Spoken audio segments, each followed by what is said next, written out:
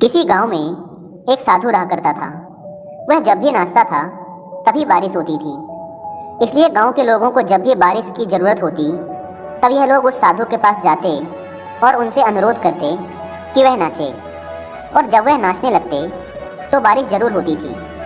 कुछ दिनों बाद 4 लड़के शहर से गांव में घूमने आए। जब उन्हें यह बात पता चली कि किसी साधु के नाचने से बारिश होती है तो उन्हें यकीन नहीं हुआ। शहरी पढ़ाई लिखाई के घमंड में उन्होंने गांव वालों को चुनौती दे दी कि अगर हम भी नाचेंगे तो बारिश होगी, और अगर हमारे नाचने से बारिश नहीं हुई तो साधु के नाचने से भी बारिश नहीं होगी। अगले दिन सुबह सुबह गांव वाले उन चारों लड़कों को लेकर साधु के कुटिया के पास पहुंचे। गांव वालों ने साधु को सारी बात बताई। फिर उन लड़कों ने नाचना शुरू किया। पहले लड़के ने नाचना शुरू किया। आधा घंटा बीत गया। फिर पहला लड़का थक कर बैठ गया, पर बादल नहीं दिखे।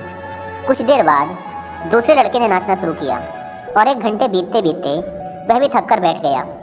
बाकी दोनों लड़कों ने भी ऐसा ही किया, पर बारिश नहीं हुई। अब साधु की बारी थी। उसने नाचना शुरू किया।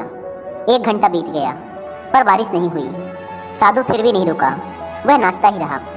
नाचते नाचते 2 घंटे बीत गए, पर बारिश नहीं हुई। 4 घंटे बीत गए, पर बारिश नहीं हुई। लेकिन साधु तो रुकने का नाम ही नहीं ले रहा था। धीरे धीरे शाम ढलने लगी कि तभी बादलों की गड़गड़ाहट सुनाई दी और थोड़ी देर बाद जोरों की बारिश होने लगी। यह देखकर चारों लड़के दंग रह गए और तुरंत साधु से क्षमा मांगी।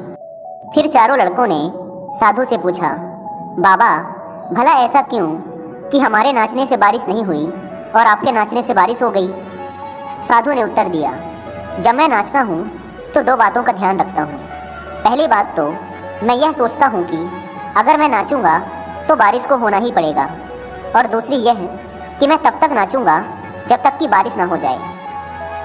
सफलता पाने वाले में भी यही गुण विद्यमान होता है। वे जिस काम को भी करते हैं उसमें उन्हें सफल होने का पूरा भरोसा होता है।